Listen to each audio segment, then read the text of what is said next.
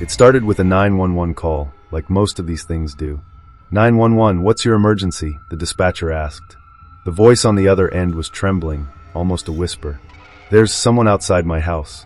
They're just standing there, watching. The call came from an isolated suburban development on the outskirts of town. It was one of those places where the houses all look the same, and the roads loop in circles that don't really lead anywhere. Hernandez and I were on patrol that night, and since we were closest, the call was ours. It sounded routine enough, maybe some drunk guy wandering around or a kid playing a prank. We arrived at the address, a 2-story home with neatly trimmed bushes and a porch light that flickered faintly in the dark. The neighborhood was eerily quiet, with no cars on the street and no lights in the windows of any other houses. The woman who had called, Mrs. Grant, was waiting for us at the door. She looked pale, clutching a robe tightly around her as she waved us inside. "Thank you for coming," she said, her voice shaky. He was just standing there, out on the street, watching my house. I don't know how long he was there before I noticed. "Did you get a good look at him?" I asked. She shook her head. "No, it was too dark. But he wasn't moving, not at all. It gave me the creeps." We stepped outside to take a look. The street was empty, the quiet pressing in on us like a weight. "Probably just some kid messing around," Hernandez said, scanning the street with his flashlight. "Maybe," I muttered, but something didn't feel right. We checked the area, but there was no sign of anyone. Mrs. Grant seemed reassured enough, so we told her to call us if she saw anything else and left. The next call came 2 nights later. Same neighborhood, different house. This time, it was an older man, Mr. Whitaker. He sounded agitated when the dispatcher patched us through. "There's someone outside my house," he said. "They've been standing there for hours. I don't think they're human." "Sir, what makes you say that?" I asked as we sped toward his address. "They're too still," he said, his voice cracking. "No one stands like that. No one." We arrived to find Mr. Whitaker standing on his porch, clutching a shotgun. He pointed to the end of the street. "There," he said. At first, I didn't see anything. Then Hernandez's flashlight caught movement. There was a figure standing under a street lamp, far enough away that I couldn't make out any details. They were tall and unnaturally thin, their posture rigid, like they'd been frozen mid-step. "Hey!" Hernandez shouted, starting toward them. "Police! Show me your hands." The figure didn't move. "Stop," I said, grabbing Hernandez's arm. Something about the situation felt wrong, like we were walking into a trap. The figure slowly turned its head, as if noticing us for the first time. Even from a distance, I could see that its face was wrong. The features were blurred, almost melted, like a painting smeared by a careless hand. And then it turned and walked away, disappearing into the shadows between 2 houses. We searched the neighborhood for hours that night, but found nothing. The calls kept coming. Over the next 2 weeks, more and more residents in the neighborhood reported seeing the same figure. Always at night, always standing perfectly still, just watching. Each time we arrived, it was gone before we could get close. The strangest part was how quiet the neighborhood became. People stopped going outside, even during the day. The streets were empty, the houses dark. It was as if the entire community had gone into hiding.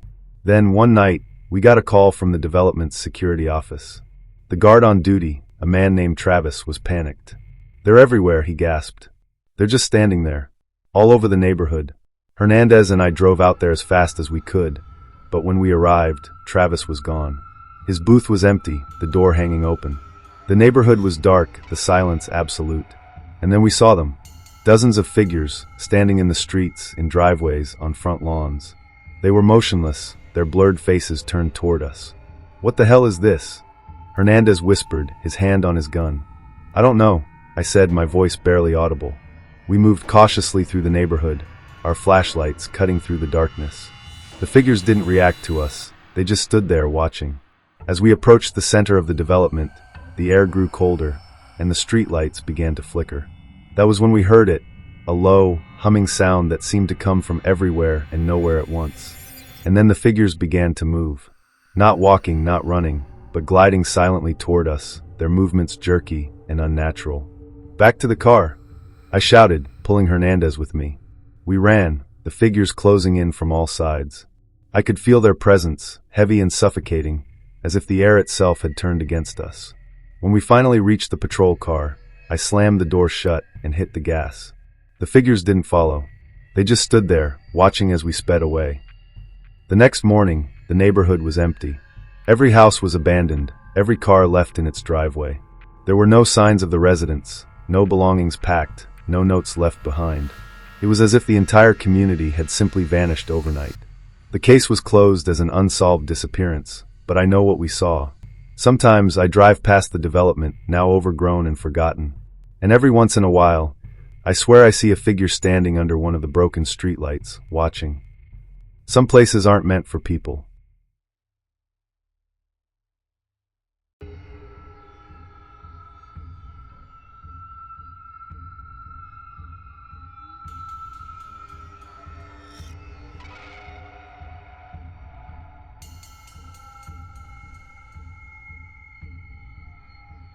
Every department has a story about the one case no one talks about, the one that lingers in whispers during late-night shifts.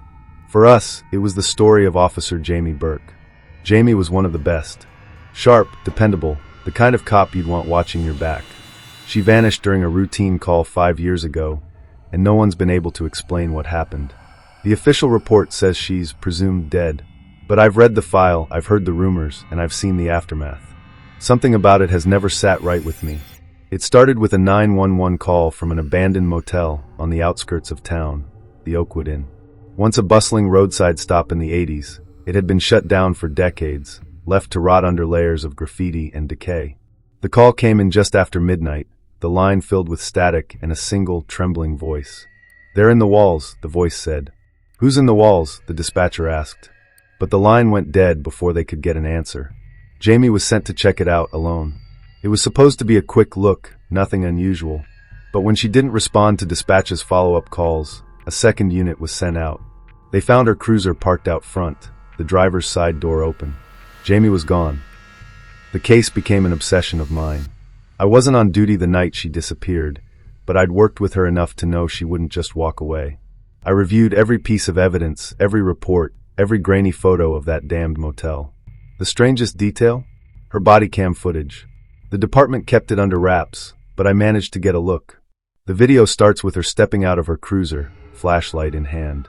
She scans the overgrown lot, the light bouncing off rusted metal and shattered windows. The Oakwood Inn looms ahead, its once bright sign hanging crooked, the letters barely legible. She moves cautiously, calling out, "Hello? Police. Is anyone here?" There's no response. Just the sound of the wind rattling loose boards. She steps inside, the door creaking loudly as it swings open. The lobby is a ruin, upturned furniture, torn wallpaper, debris scattered across the floor. But it's what she says next that sends a chill down my spine every time I watch it. "I see you," she whispers, her flashlight fixed on something just out of frame. There's nothing visible on the footage, but Jamie starts walking, her steps slow and deliberate, like she's following someone. "Stop right there," she shouts, but her voice cracks, filled with uncertainty. And then faintly there's a sound. A low scratching, like nails on wood, coming from the walls. "Come out where I can see you," she says, her voice trembling. The scratching grows louder, more frantic, like it's moving, circling her. She spins around, the camera catching glimpses of the peeling wallpaper and exposed beams. That's when the video cuts out. No static, no glitch, just darkness. I couldn't let it go. 5 years later, I found myself parked outside the Oakwood Inn, the weight of my decision pressing down on me. I wasn't supposed to be there. The place had been boarded up and marked as condemned, but I had to see it for myself. The air was thick with the smell of mildew and rot as I stepped inside. The lobby looked just as it had in the video, untouched by time or vandals. "Jamie?" I called out, feeling foolish even as I said it. The only response was silence, heavy and suffocating. I moved deeper into the motel, the beam of my flashlight cutting through the darkness. Room after room, I found nothing but decay and emptiness. But the further I went, the stronger the feeling grew, that I wasn't alone. It started as faint whispers, too quiet to make out. At first, I thought it was the wind, but the sound was too rhythmic, too deliberate, like voices murmuring just out of reach. Then came the scratching. It started behind me, then above me, then all around me. I stopped in the middle of a narrow hallway, the air so cold I could see my breath. The walls seemed to shift, the peeling wallpaper rippling like something was moving beneath it. "Who's there?" I shouted, my voice echoing in the empty space. The whispers stopped. And then, from the end of the hallway, I heard her voice. "Help me!" It was Jamie. I ran toward the sound, my flashlight shaking in my grip. The hallway seemed to stretch on forever, the walls closing in, the air growing colder with each step. "Jamie!" I called, my voice breaking. The scratching returned, louder and more frenzied. The walls bulged and cracked, and I swear I saw fingers, long, pale fingers, pushing through the plaster. I reached the end of the hallway and found a single door. It was slightly ajar, a dim light spilling out from the room beyond. I pushed it open.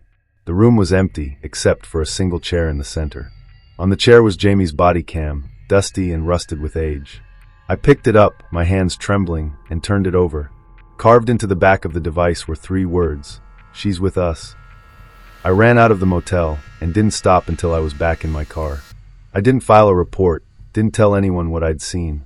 But I still hear her voice sometimes, faint and pleading, when I'm alone at night. The Oakwood Inn was demolished last year, but I don't think that's the end of it. Jamie's still out there somewhere, and whatever took her is still watching.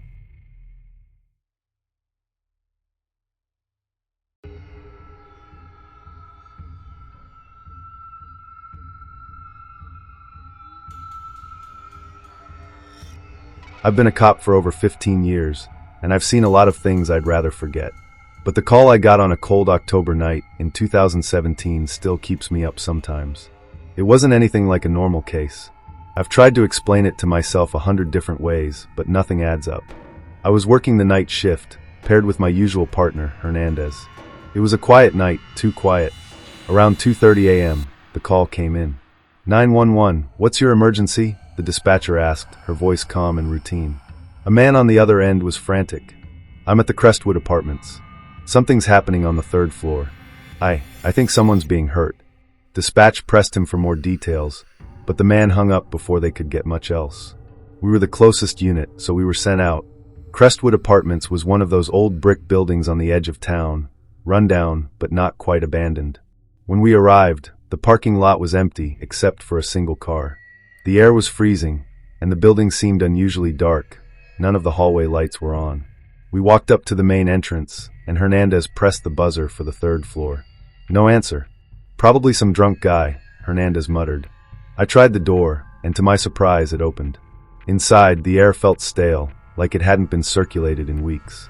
The hallway was silent, except for the faint hum of a flickering light overhead. We climbed the stairs to the 3rd floor, and the feeling hit me, like walking into a room where someone's just been screaming. The air was heavy, oppressive. The 3rd floor hallway was dimly lit, with peeling wallpaper and scuffed floors.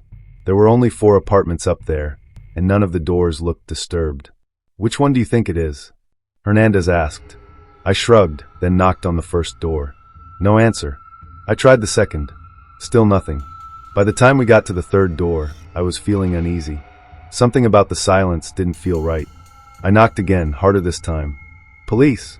Is anyone home?" The door creaked open on its own. Hernandez and I exchanged glances, and I drew my weapon. "Hello! Police!" I called out. The apartment was dark, with only the faint glow of the city lights filtering through the blinds. The living room was sparse, with mismatched furniture and a single photo on the wall. A man and a woman, smiling stiffly. We moved cautiously, checking each room. The kitchen was empty. The bathroom was empty. Then we reached the bedroom.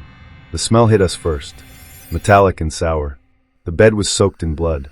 No bodies, no sign of a struggle, just a massive stain that spread across the mattress and onto the floor. Hernandez gagged and backed out of the room, his flashlight shaking. I was about to radio for backup when we heard it, a faint creak like a floorboard shifting. It was coming from the closet. I motioned for Hernandez to cover me and slowly opened the closet door. Empty. But the creaking didn't stop. It was coming from above us. We both looked up at the same time and saw it. A small attic hatch in the ceiling, slightly ajar. "Jesus Christ," Hernandez muttered. I climbed onto a chair and pushed the hatch open. The smell intensified, and I could see dark stains on the edges of the opening. Shining my flashlight into the attic revealed nothing at first, just old insulation and scattered debris. Then I saw it. A pair of eyes, wide and unblinking, staring back at me. I nearly fell off the chair, and Hernandez yanked me back. "What is it?" he hissed. "There's someone up there," I whispered, my heart pounding. Before we could act, The attic hatch slammed shut with a deafening bang. We called for backup immediately, retreating to the hallway. It felt like hours before the rest of the units arrived, though it was probably only minutes. When the other officers finally showed up, we explained what happened and cleared the entire building. There was no one in the attic, no one in the building at all. We checked every apartment, every crawl space, and even the roof. The apartment with the bloodstained bed had no record of tenants. The landlord claimed it had been vacant for months. But the strangest part? The blood on the bed wasn't there when we returned to the room. The mattress was clean, as if nothing had happened. The report was filed as unfounded. A prank, maybe. Some sick joke. But I know what I saw. Every so often, I checked the file on that case, hoping for some kind of follow-up, some explanation. There never is. But once, a year after the incident, I drove past the Crestwood Apartments out of curiosity. The building was dark, just as I remembered, and in one of the third-floor windows, I swear I saw a pair of eyes watching me. Some cases never get closed,